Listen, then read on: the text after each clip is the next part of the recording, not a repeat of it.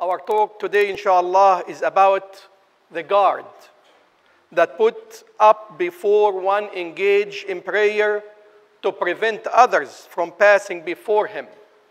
That guard that some people think it is obligatory or mandatory to put before you to prevent others from passing. It's called Sutrat al-Musalli in Arabic. The scholar defined that guard as it is anything upright, like a tree, wall, pole, or what be wedged in the ground like a stick or an arrow, or what is like it, with the condition it becomes stable and not a distraction for the one who prays. The reason we are talking about this subject, regardless of its insignificance, especially in a time where the mosques with walls, doors, carpet that it's marked either with lines or prayer rugs like our carpet here. But the fact is that we have in our mosques those who are ignorant of the divine guidance and its meanings. Not just ignorance of the divine guidance, but the divine ignorance of its meaning and what that guidance leads us to and what the conclusion that we have to follow. They are, with the wrong understanding, take extreme view and try to make it the rule and the only guidance of Islam. Like he who think that his prayer is incorrect and not accepted without having the barrier before him, and he would put a chair before him in the mosque. They look down on others who do not have a chair in front of them in prayer, and in their mind their prayer are null and void, and in the process they add to their ignorance, arrogance, and confusion to others. Now the question, what is the truth about the guard that put before one engage in prayer to prevent others from passing before him? What is the truth about that? Is it obligatory, or is it a confirmed sunnah, recommended sunnah, or is it a choice? Is it a sunnah with a choice?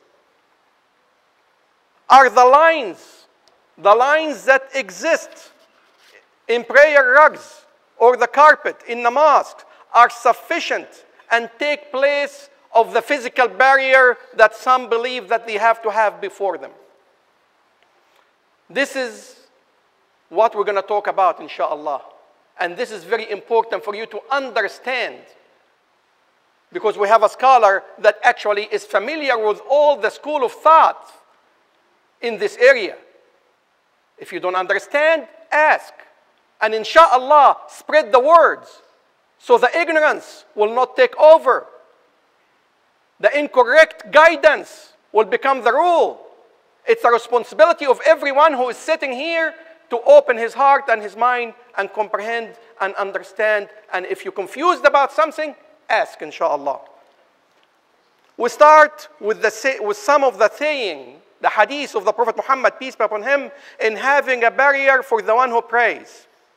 In both Sahih and As-Sunan, it is narrated on the authority of Abi Sa'id al-Khudri, may God be pleased with him, that the Prophet Muhammad, peace be upon him, said, if any one of you pray, let him pray with a barrier before him. Get closer to it and let no one pass before you. That's a confirmed hadith. In Sahih Muslim, narrated on the authority of Sahl ibn Abi Huthama, that the Prophet Muhammad, peace be upon him, said, if any one of you pray with a barrier, let him get close to it, for the evil not to interfere with his prayer. Al-Bukhari and Muslim narrated on the authority of Sahl ibn Sa'd al-Sa'idi, may God be pleased with him, that the Prophet, peace be upon him, that he said, between where the Prophet Muhammad, peace be upon him, prayed and the wall that was before him, a space equal to a passage of a lamb, a small space, and many other ahadith. But what is important is where the divine guidance leads us. Is it obligatory? Is it confirmed, recommended sunnah, or it is actually a sunnah with a choice that you can do or you can leave? The majority of the scholars interpret the command in the saying of the Prophet is for preference and a choice to do it. That the majority of the scholars reach that conclusion. It is a choice. It is something you can leave, you can take. And it is not an obligatory command. What is concluded of what the scholar said, it is a sunnah for the one who prays by himself or leading a prayer to take before him a barrier that will prevent others from passing before him in order to facilitate his humility and focus in prayer. That is the whole goal, is to be focused in your prayer and to provide and facilitate your humility to Allah, the one who you pray to. The Hanafi school of thought said, a barrier is preferred for the imam or the one who prays on his own if they expect others to pass before them. But if they are secure, the sunnah of providing a barrier does not apply. That is the Hanafi school of thought. If you are not sure and you expect people to be running back and forth in front of you, then put a barrier. If not, then actually, and you are secure and people know that they shouldn't be running before you, then that is not necessary and does not apply. That sunnah of providing a barrier does not apply.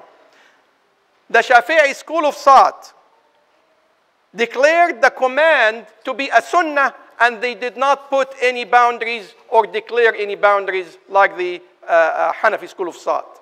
The Hanbali school of thought declared the sunnah to the imam and the one who pray alone, even if they did not fear anyone passing before them. That is the Hanbali school of thought. They declared the sunnah all time if you are sure that somebody will pass from you or you are fearing somebody to pass before you. Regarding he who follows the imam in prayer, it is not liked for him to take any barrier, as the scholar agree the imam would be a barrier to whomever is standing behind him.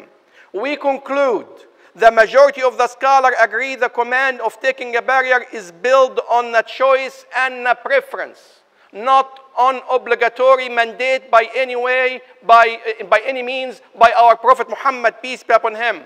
And listen to this next statement so you can understand everything in sequence.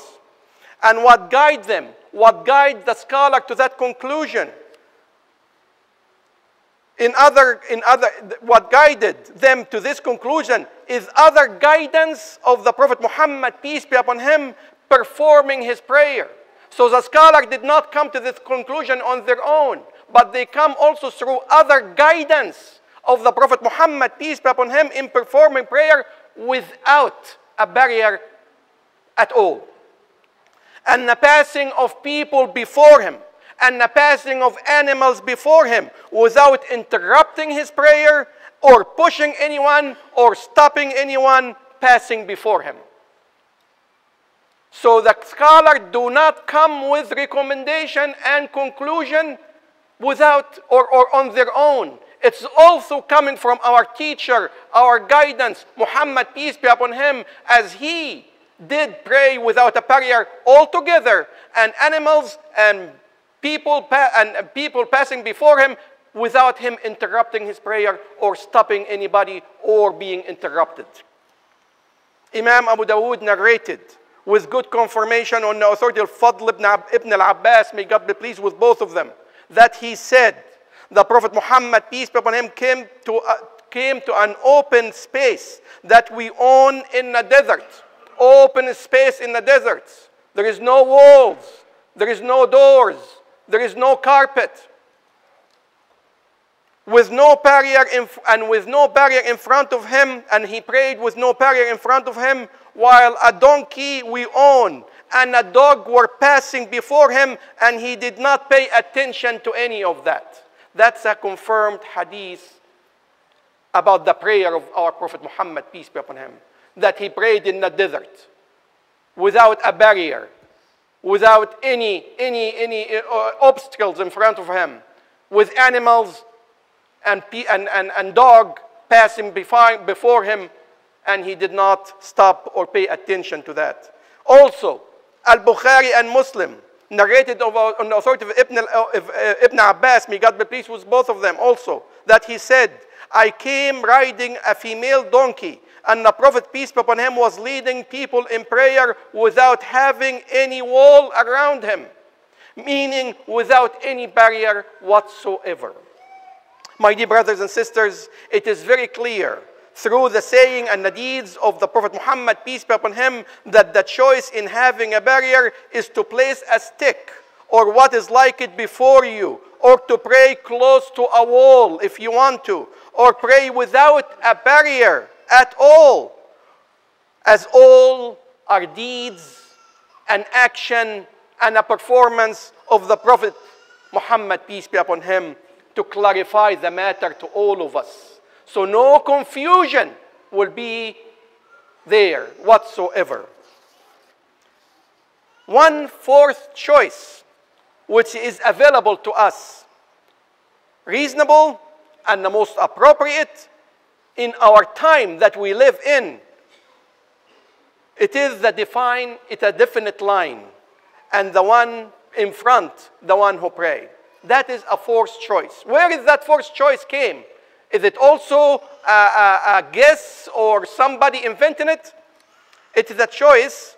The choice concluded as Ibn Dawood, Ibn Majah narrated that Abi Hurairah, may God be pleased with him, said that the Prophet Muhammad, peace be upon him, said, if any one of you pray, let him assign before him something. Let him assign before him something.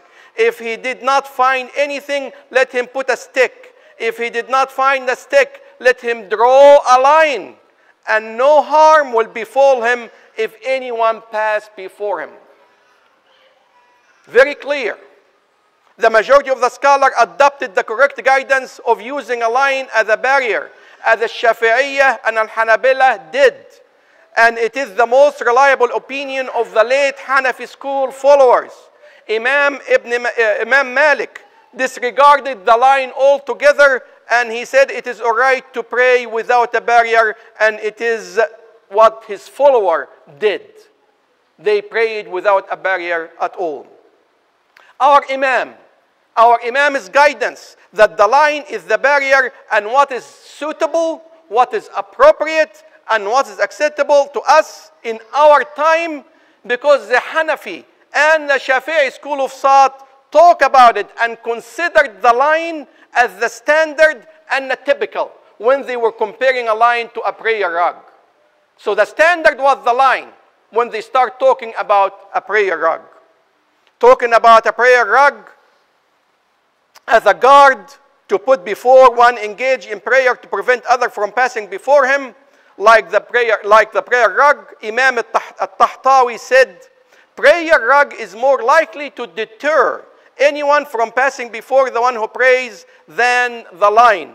And that's why the Shafi'i school of thought actually put forward the rug ahead of the line, because it's more an indicative of its purpose. But the standard, the rule, is the line, as the Shafi'i and Hanafi school of thought declared a long time ago.